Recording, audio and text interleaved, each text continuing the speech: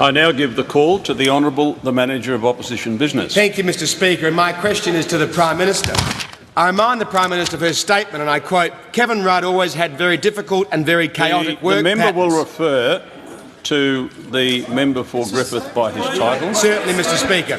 And I quote, "The member for Griffith always had very difficult and very chaotic work patterns, that his leadership was paralysed and chaotic, and that he was always looking for the next picture opportunity."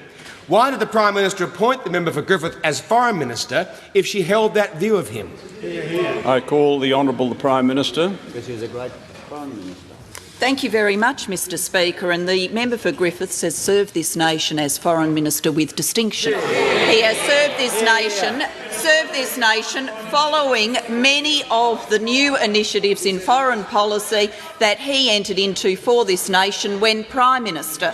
Amongst those major achievements include the creation of the G20 because of how important it was for our nation to be at the top table when the world came together to manage the global financial crisis, include the work he did to see the creation of the East Asia Summit so that we have around the one table all of the right players in a body that has a broad mandate and enables us within our region to talk about security questions, to talk about political and strategic questions, as well as to talk about economic matters. These are important developments. And of course, as Minister for Foreign Affairs, he has been advocating on behalf of Australia around the world our claim to be on the United Nations Security Council. He has also been centrally involved in events arising from what has happened in Egypt, what has happened in Libya, what is happening in Syria as the world has come together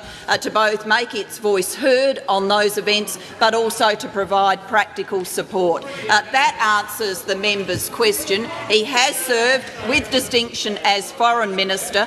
In all of that time, as he so served, of course, the only thing that the opposition ever questioned him about in this parliament was looking for cheap political advantage rather than engaging in the serious questions of foreign policy that are so important to our nation's future.